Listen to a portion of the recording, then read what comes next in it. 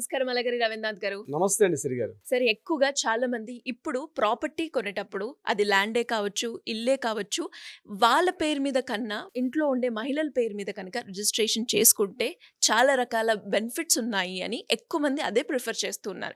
ఎలాంటి బెనిఫిట్స్ ఉన్నాయి సార్?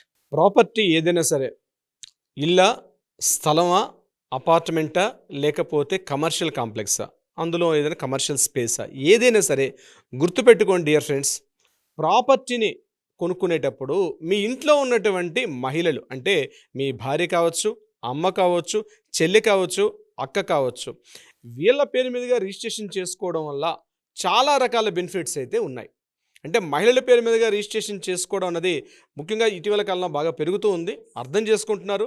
మహిళా సాధికారిత అన్నటువంటి పేరు మీదుగా మహిళల యొక్క పేరు మీదుగా రిజిస్ట్రేషన్ చేయడం కోసం కూడా ప్రభుత్వాలు అనేక రకాలుగా ప్రోత్సాహాలు కూడా అందజేస్తుంది.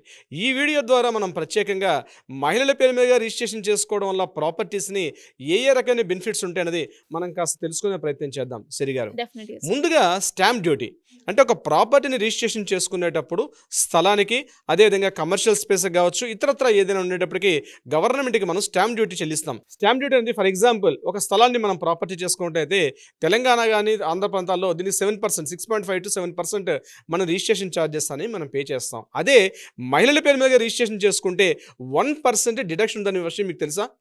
సో డెఫినెట్గా 1% డిడక్షన్ వస్తుందంటే 5% వరకు, అంటే 6% వరకు మీకు రిజిస్ట్రేషన్ అయ్యే ఛాన్సెస్ ఉంటుంది మహిళల పేరు మీదుగా ప్రాపర్టీ రిజిస్ట్రేషన్ చేసుకున్నట్లయితే.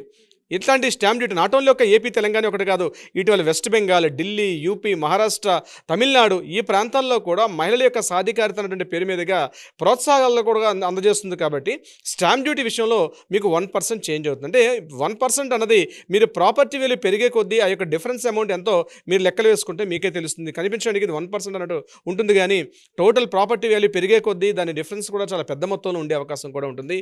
ఇది ప్రధానంగా స్టాంప్ అండ్ రిజిస్ట్రేషన్ ఛార్జెస్ విషయంలో. నెంబర్ 2 విషయానికి వచ్చినట్టయితే ప్రభుత్వం యొక్క ప్రోత్సాహకాలు ఏమైనా చేస్తుంది. ఉదాహరణకి పిఎంఏవై అని పథకం ఉంది, అంటే ప్రధానమంత్రి ఆవాస్ యోజన అనేటువంటి ఒక పథకం ఉంది. ఈ పిఎంఏవై స్కీమ్ కింద కానీ ప్రాపర్టీ తీసుకుంటే ఇది కేవలం మహిళలకే ఇస్తారు. గుర్తుపెట్టుకోండి, ఈ పిఎంఏవై స్కీమ్ అనేది కేవలం మహిళల పేరు మీదుగా ఒక ప్రాపర్టీ కొనుక్కోవడానికి, అంటే ముఖ్యంగా ఇండ్లు కొనుక్కోవడానికి, ఉండడానికి ఒక ఆవాస్ యోజన. ఇది ఇండ్ల కోసం ఇచ్చినటువంటి సెంట్రల్ గవర్నమెంట్ ప్రాజెక్టు. దీని కింద లబ్ధిదారులు ఎవరైతే ఉంటారో అప్లై చేసుకుంటే అప్ టు 2.5 lakhs వరకు కూడా, అంటే ప్రాపర్టీ వాల్యూలో 2,50,000 రూపాయల వరకు కూడా సబ్సిడీ, అంటే రాయితీ వచ్చే విధంగా కూడా పిఎంఏవై ఉంటుంది. అంటే ఇక్కడ ఆదాయ మార్గం ఒకవేళ హస్బెండ్ చూపించినప్పుడు కూడా మహిళల పేరు మీదుగా రిజిస్ట్రేషన్ చేసుకుంటే అక్కడ గవర్నమెంట్ ఇమీడియట్గా 2.5 లక్షల రూపాయల వరకు మ్యాక్సిమం మనకి సబ్సిడీ వచ్చే అవకాశం ఉంటుంది. ఇటీవల కాలంలో పిఎంఏవై కింద చాలా వరకు ఇల్లు కూడా తీసుకుంటున్నారు. ఇక్కడ ఎందుకు ప్రభుత్వం సబ్సిడీ ఇస్తుందంటే మహిళలు అనే వాళ్ళు ఖచ్చితంగా ఈఎంఐలు చెల్లించగలుగుతారు అన్నది ఒక ప్రభుత్వం యొక్క ఒక చాలా విషయాల్లో చాలా ప్రూవ్ అయింది. అంటే వేరే వాళ్ళ మగవాళ్ళు చేసేదానికన్నాను ఆ మహిళల యొక్క పేరు మీద చేసుకోవడం వల్ల ఖచ్చితంగా వాళ్ళకు ఒక డిసిప్లిన్ లైఫ్ స్టైల్ ఉంటుంది.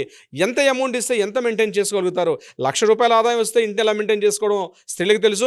ఇంట్లో భర్త ఒక 10,000 రూపాయల ఆదాయం తెస్తూ కూడా ఆ 10,000 రూపాయల ఆదాయంతో కూడా ఇంటిని నడిపించే శక్తి సామర్థ్యాలు ఒక హోమ్ మినిస్టర్ అంటాం, ఆ ఇంట్లో ఉన్న స్త్రీలకి దాన్ని నడిపించే శక్తి మహిళలకు ఉంటుంది. కాబట్టి ఖచ్చితంగా మహిళల పేరు మీదుగా ప్రాపర్టీ రిజిస్ట్రేషన్ చేస్తే బాగుంటుంది ఉద్దేశంతో, అంటే వాళ్ళకి నమ్మకం ఉంటుందనే విషయంతో మహిళలకు అందించే విషయంలో ప్రోత్సాహాలు చేస్తున్నారు. ఇది ప్రభుత్వ సబ్సిడీ. ఇక మూడోది ట్యాక్స్ డిడక్షన్స్ ఉంటాయి.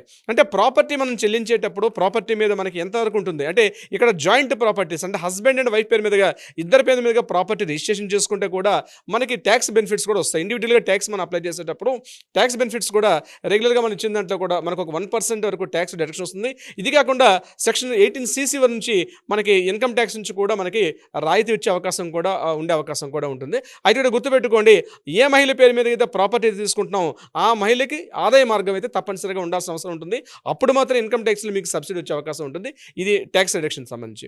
ఇక 4th పాయింట్ మనం చెప్పుకోగలిగితే లీగల్ ప్రొటెక్షన్. అంటే ప్రాపర్టీ ఇంట్లో ఉన్నటువంటి ఆడవాళ్ళ పేరు మీదుగా రిజిస్ట్రేషన్ అయినట్లయితే ప్రాపర్టీని భాగ పంపకాలు చేసుకున్నప్పుడు కానీ ఇతరత్ర సంబంధించిన విషయాల్లో కొంత వివాదాలకు లోను కాకుండా ప్రాపర్టీని లేడీస్ పేరు మీద ఉంటే చాలా వరకు ఉపయోగపడే అవకాశం ఉంటుంది. అంటే భవిష్యత్తులో ఆ ప్రాపర్టీ పేరు మీద ఆ స్త్రీకి సంబంధించి ఇవ్వడం వల్ల ఇటువంటి అంటే లీగల్ పరంగా ఇటువంటి వివాదాలు లేకుండా ఏదైతే సెక్షన్స్ ఉంటాయో ప్రాపర్టీ ప్రాపర్టీని కూడా ఈజీగా విభజించే అవకాశం ఉంటుందని చెప్పి కూడా ప్రభుత్వాలు ఎక్కువగా ఈ లీగల్ ప్రొటెక్షన్స్ ఇస్తున్నాయి. ఇది కాకుండా హౌసింగ్ లోన్స్ అంటే ప్రాపర్టీని హౌసింగ్ లోన్స్ కిందకి వెళ్ళేసరికల్లా బ్యాంక్స్ ఏం చేస్తున్నాయంటే మ్యాక్సిమం 8.5% ఉన్నటువంటి ఏదైతే హోమ్ లోన్ ఇంట్రెస్ట్లు ఉంటాయో అది ఒక 20 years వరకు మనం టెన్యూర్ తీసుకునేటప్పుడు మహిళల పేరు మీద తీసుకుంటే అప్ టు 1%, 0.1% నుంచి 0.5%, 0.8% వరకు కూడా బ్యాంకులతో ఒక్కొక్క బ్యాంక్ నుంచి ఒక బ్యాంక్ వరకు కూడా ఇచ్చే అవకాశం కూడా ఉంటుంది మహిళల పేరు మీదుగా హౌసింగ్ లోన్స్ తీసుకునేటప్పుడు. అంటే ప్రభుత్వ పథకాలు కావచ్చు, హౌసింగ్ లోన్స్ కావచ్చు, ఇతరత్ర ట్యాక్స్ బెనిఫిట్స్ అనేవి ఆయా రాష్ట్ర ప్రభుత్వాలు కావచ్చు, సెంట్రల్ గవర్నమెంట్ ప్రాజెక్ట్ ఇప్పుడు నేను చెప్పే విధాలుగా కూడా అనేక రకాల బెనిఫిట్స్ వస్తున్నాయి. ప్రధానంగా మహిళల పేరు మీదుగా ప్రాపర్టీ రిజిస్ట్రేషన్ చేసుకోవడం వల్ల ఇప్పుడు నేను చెప్పినటువంటి ఈ 5 రకాల బెనిఫిట్స్ కాకుండా ఇంకొకటి ఇంపార్టెంట్ ఉంటుంది ఏంటంటే అది కబ్జాకు లోనవడం చాలా తక్కువ. అంటే యాక్చువల్గా ల్యాండ్ అంటే ఏంటి, ఏదైనా ప్రాపర్టీ అంటే 3 రకాలుగా మనం అనేక సందర్భాల్లో చెప్పుకున్నాం. ఆ ల్యాండ్కి సంబంధించిన పత్రాలు మన దగ్గర ఉండాలి, ఆ ప్రాపర్టీకి సంబంధించిన పత్రాలు మనవే అని కన్ఫర్మ్ చేస్తూ గవర్నమెంట్ యొక్క రికార్డ్స్లో ఉండాలి. ఈ 2 కాకుండా ఆ ప్రాపర్టీ మన యొక్క స్వాధీనంలో ఉండాలి. అంటే యాజమాన్యపు హక్కులు ఒకటే కాకుండా ఆ ప్రాపర్టీ అనేది మన యొక్క స్వాధీనంలో ఉండాలి. అయితే నేను పురుషుల పేరుతో ఉంటే ఖచ్చితంగా కబ్జా నేను చెప్పను, కానీ చాలా సందర్భాల్లో కొన్ని లీగల్ పరంగా కావచ్చు, కబ్జా పరంగా కావచ్చు, స్థలం అనేది పురుషుల పేరు మీద ఉండేదానికన్నా స్త్రీల పేరు మీద రిజిస్ట్రేషన్ అయినటువంటి విషయాల్లో మాత్రం ఖచ్చితంగా కబ్జా గురవడం ఉంది చాలా పర్సెంటేజ్ చాలా తక్కువగా ఉంటుంది స్త్రీల విషయంలో. ఇంకొకటి ప్రధానంగా తండ్రి దగ్గర నుంచి ప్రాపర్టీ తీసుకునే సందర్భంలో గిఫ్ట్ డీడ్ తీసుకున్నప్పుడు కూడా మనకి కొంత ట్యాక్స్ బెనిఫిట్స్ కూడా, అంటే స్టాంప్ డ్యూటీ విషయంలో కూడా మనకి రిజిస్ట్రేషన్ స్టాంప్ డ్యూటీలో కూడా యాక్చువల్గా 3.5% ఉంటే అంతకన్నా తక్కువ ఉండే అవకాశం కూడా ఉంటుంది. సో డియర్ ఫ్రెండ్స్, గుర్తుపెట్టుకోండి, ప్రాపర్టీని ఏదైనా కొత్తగా కొనుగోలు అంటే ఇటీవల కాలంలో స్త్రీలు కూడా అంటే మహిళలు కూడా సమాన అవకాశాలు అన్ని రంగాల్లో పొందుతునేటప్పుడు అంటే ఉద్యోగ వ్యాపారాల్లో కూడా ఇమీడియట్గా బాగా డెవలప్ అవుతున్న సందర్భాల్లో ఇంతకు ముందు అంటే గడిచిన ఒక 3 decades 2 decades బిఫోర్ ఎలా ఉండేదంటే చాలా వరకు ప్రాపర్టీస్ అనేది హస్బెండ్ యొక్క చేతిలో ఉండేది, పురుషుడి యొక్క యాజమాన్య హక్కులు ఎక్కువగా వాళ్ళ పేరు మీద ఉండేది. కానీ ఈరోజు గ్రామీణ స్థాయిని చూసినప్పుడు ఈవెన్ పట్టాదార పాస్ పుస్తకాలతో సహా చాలా వరకు స్త్రీల యొక్క పేరు మీదుగా ఉంటున్నాయి. ఈ యొక్క ఇటీవల కాలంలో వచ్చిన మార్పులు ప్రభుత్వం తీసుకున్నటువంటి చర్యల వల్ల. సో నేనేమంటానంటే ప్రాపర్టీ ఏదైనా తీసుకుంటే ఇప్పుడు నేను చెప్పినటువంటి అనేక రకాల బెనిఫిట్స్ ఉండే అవకాశం ఉంటుంది కాబట్టి ఏమైనా అవకాశం ఉంటే ముఖ్యంగా జాబ్ హోల్డర్స్ ఇంట్లో ఉన్న భార్య పేరు మీద కావచ్చు, లేకపోతే అమ్మ పేరు మీద కావచ్చు, లేకపోతే తల్లి చెల్లి అక్క వీళ్ళ పేరు మీదుగా ప్రాపర్టీని రిజిస్ట్రేషన్ చేసుకోవడం వల్ల మీకు safety security at the same time ఈ యొక్క బెనిఫిట్స్ కూడా మీకు వచ్చే అవకాశం ఉంటుంది. సిరి గారు, great sir, great information. And అలాగే ఎవరికైనా కూడా ప్రాపర్టీ పరంగా అడ్వైస్ కావాలి అన్న, లేదు వాళ్ళు ఫేస్ చేస్తున్న ఇష్యూస్కి ఒక లీగల్ అడ్వైస్ తీసుకోవాలి అనుకునే వాళ్ళు మిమ్మల్ని అప్రోచ్ అవ్వాలి అంటే ఎలా ఉంటుంది సార్? తప్పనిసరిగా సిరి గారు, దీనికి సంబంధించి కింద స్క్రోల్ అవుతున్న నెంబర్ని కాంటాక్ట్ చేయగలిగితే మన లీగల్ టీం వాళ్ళకి అప్రోచ్ అవుతారు. వారికి కావాల్సినటువంటి సలహా సంప్రదింపులు కూడా ఇచ్చే ప్రయత్నం చేస్తారు. ఇదే కాకుండా ఏదైనా న్యాయ వివాదాలు, ఆర్గ్యుమెంట్స్ కానీ ఇష్యూస్ కానీ ఉంటే కూడా దానికి సంబంధించి కూడా మన వాళ్ళు న్యాయ పరిష్కారం అయ్యే విధంగా ఆ పరిష్కారం చూపే విధంగా కూడా ప్రయత్నం చేస్తారండి.